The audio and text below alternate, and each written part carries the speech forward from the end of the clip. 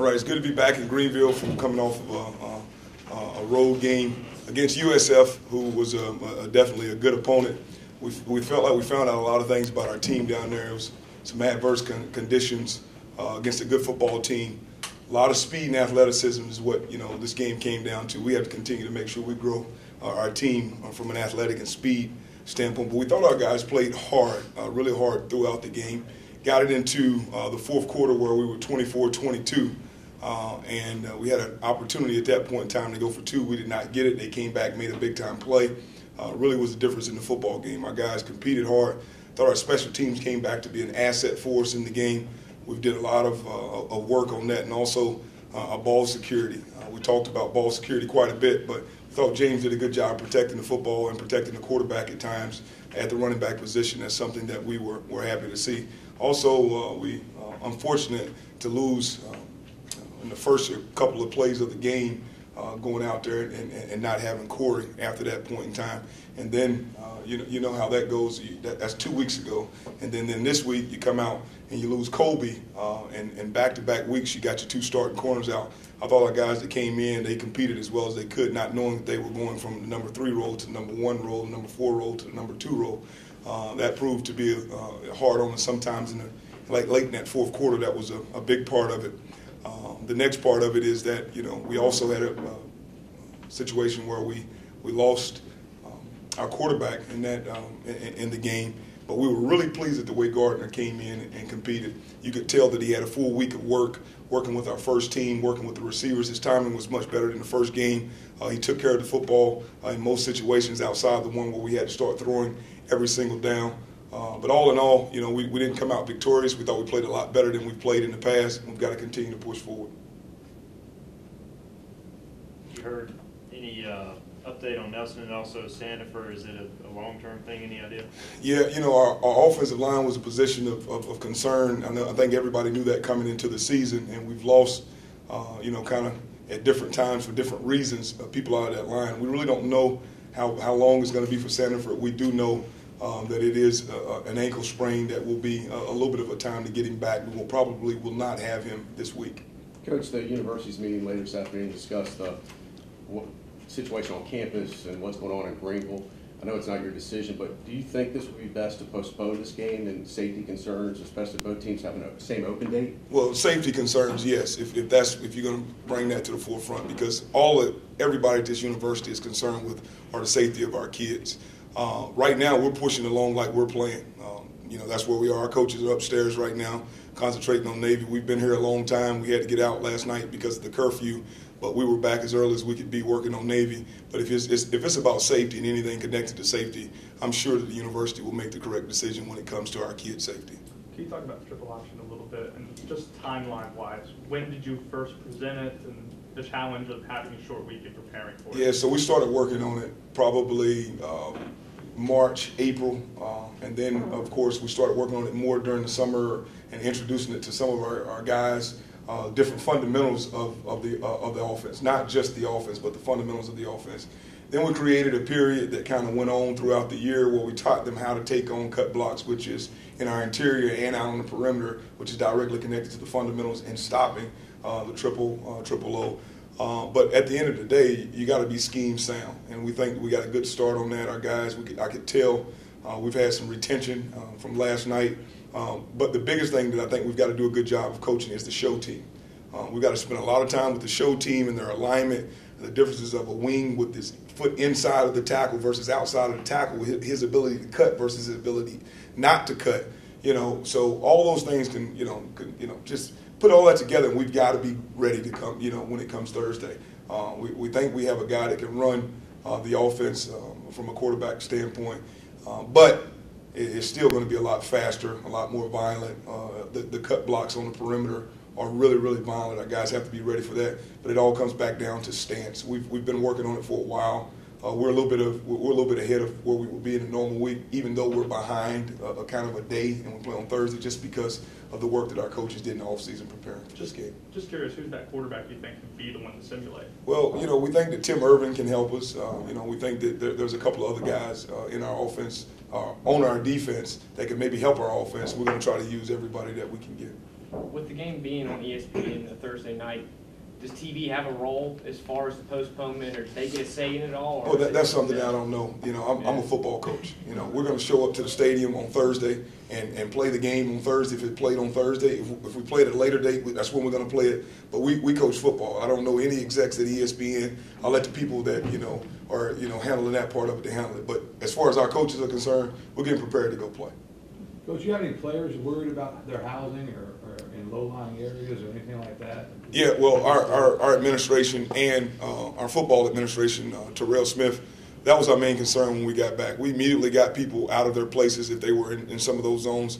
We also got some new words this morning that we had to move some more kids, so we've moved them. They're in a safe place.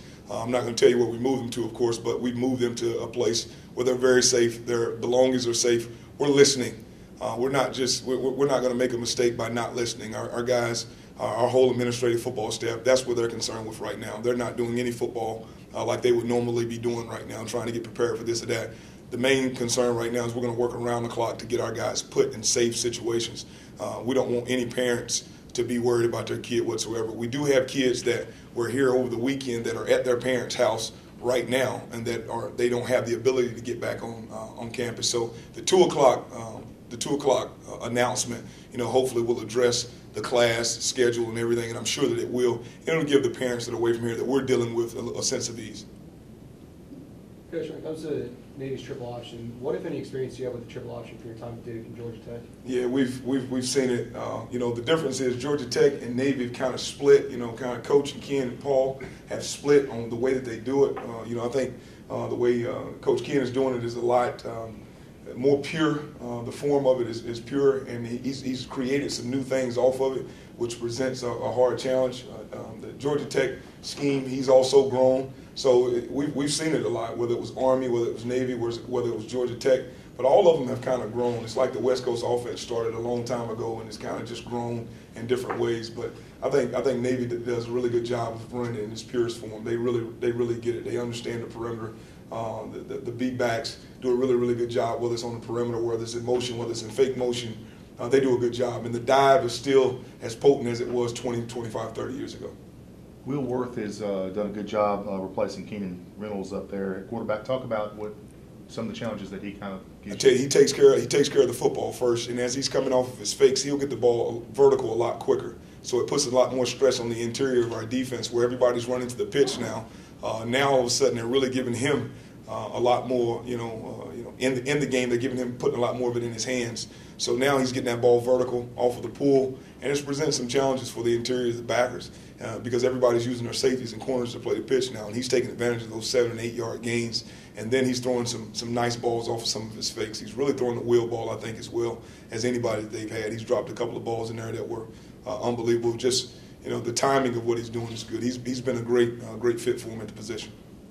Coach, on the targeting call the other day, is there anything, I know you say we coach lower, but it looked like to me it was a shoulder to shoulder. I know you can't comment because on some of it because obviously fishing and that kind of thing, but what more can you do? I mean, it's like they need to get together and use common sense when they look at that and see what the call should be. The hardest part about it all is having to be the one to go tell a kid that he has to take his pads off, take his helmet off, and go in the locker room. That's the hardest part of it all. We're going to coach it the way that we've coached it.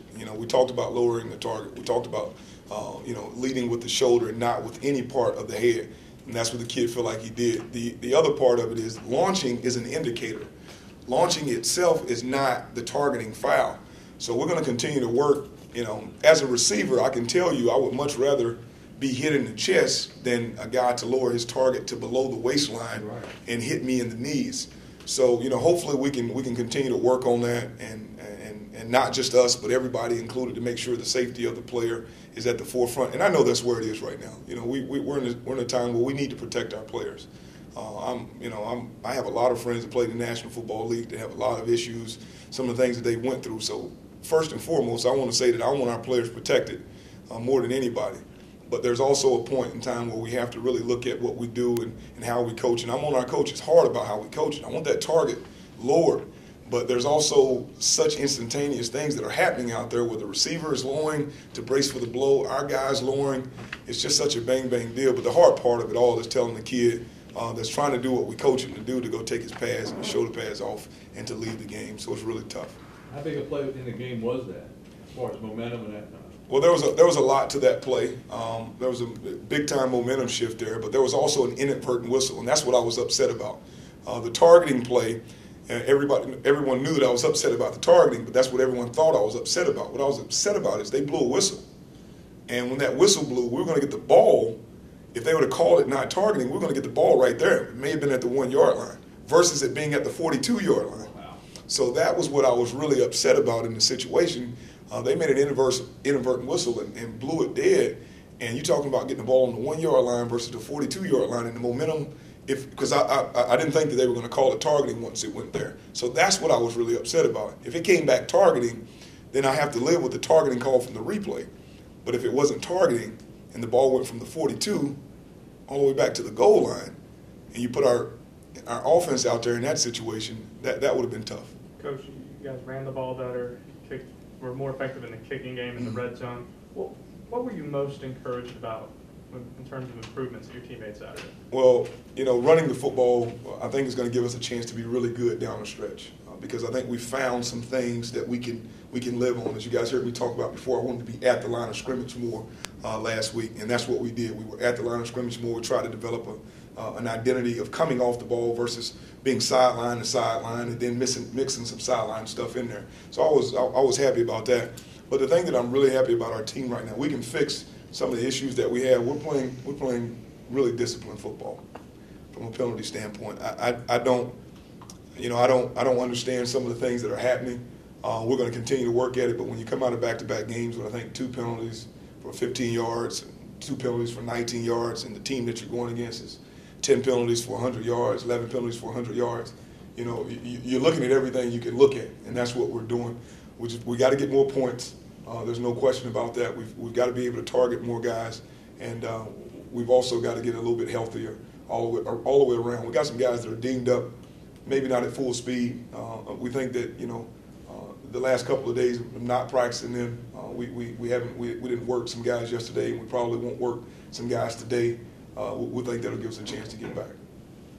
How do you think Summers did kind of more in that full-time running back role as opposed to kind of a jack of all trades? Yeah, he was a little bit more fatigued this week, and that's why we made the decision to move him from return, because coming in and coming out, 4 plays and then going, it's a lot different than carrying the ball and being responsible for ball security every play. When you're responsible for ball security every play, it's like if a receiver catches a ball, he's much more fatigued than if he doesn't catch the ball. That's just kind of the way that it goes. Even if he's running full speed, stops at the same time, the concentration that goes into it fatigues you. So we knew that would fatigue him a little bit. He's got to continue to grow from that standpoint. But we think he did a good job. He did a great job for us. He's 100-yard rusher on not that many carries, but enough carries that we know that he can carry the ball even more now. And it also, it gave Anthony a chance to come in and hit him for an explosive run there, where we thought that in that last drive we were going to be able to hit some really, really explosive runs with some of the things that we had figured out going into the second, third, fourth quarter. Jimmy Williams wasn't targeted too much after back-to-back pretty explosive weeks. Was that something you knew going in, or was it more so what they presented you on defense? No, really, I think we missed him a few times early. Early we missed him definitely a few times. We thought Phil at the beginning of the game had a few plays where we were monitoring his play just because he had came off of a week of not practicing as much, and then also being injured a little bit. But we think we missed Jimmy a little bit. He did a good job. He had some great routes where he definitely got open. We thought we also missed Zay a few times down the field, but we'll live with Phil. We think that he's a tremendous competitor, and I like the way he pulled the ball down and ran a couple times. It's something that we're trying to get him to do more, to use his legs. Everybody in the conference are using their legs a lot better than us right now. We're putting too much in our passing game. So you add that part of the run game to what James has been able to do and Anthony is doing, then we have a chance to be better. When it comes to the strides made in the running game, how comfortable do you guys feel with clock management against a team like Navy? Say again? With the strides that you guys made in the running game against South Florida, how comfortable do you feel with clock management against a team that runs like Navy? Yeah, it's going to be interesting. What we want to do, too, is we got to make sure that our defense is getting every opportunity to drink water and communicate and do everything. So we did put a little bit more time between plays, as you can see at certain times, but also by being at the line of scrimmage, those 4-yard gains are turning into 2nd and 6s, which is giving me the ability to go for it on 4th and 1. I don't want to. I want them to get it on 3rd down. But if I have a chance to prolong our offense being on the field and prolong our defense being on the sideline, then I will. So we feel pretty good about that part of the game. Once you start getting into the tackles for losses and lost yardage plays, and your defense is coming right back out there to get cut, it's a different type of game. But we also understand the importance of getting up in this football game. Getting up in this football game will be very critically important because of their style. And if we can do a good job of taking care of the football, creating turnovers, and getting up, then it'll be a good game for us. Were you surprised at the score when you saw it, the Houston Navy score? Weather, everything included, no. I know how hard it is to stop that. I've been in stadiums. I know how hard it is to stop that offense. But I also got a chance to see that they had multiple turnovers. If you have multiple turnovers against a team like Navy, then you're going to struggle. Once I saw how many turnovers they had, I was surprised at how many points that Houston was able to score. And then when I got in early, I was able to see also they had some special teams things that didn't go their way. Snap over the head, missed extra point. You throw all those together, you start to take away points and your momentum of playing at home and the weather element. So all those things combined, it was a perfect storm. But Navy just truly just outplayed them. They played a great game. They were physical. I thought they tackled in the open field well. When they got balls thrown to them, they didn't drop them. They caught them. They got balls tapped up in the air. And in a wet ball game, defensive backs sometimes put those on the ground, even if it's not raining. They didn't. Even their linebackers got in on the action, catching one, going to the house with it. So when you add that to an offense that is potent and handles the clock the way they handle it, it's very hard to beat them in that situation.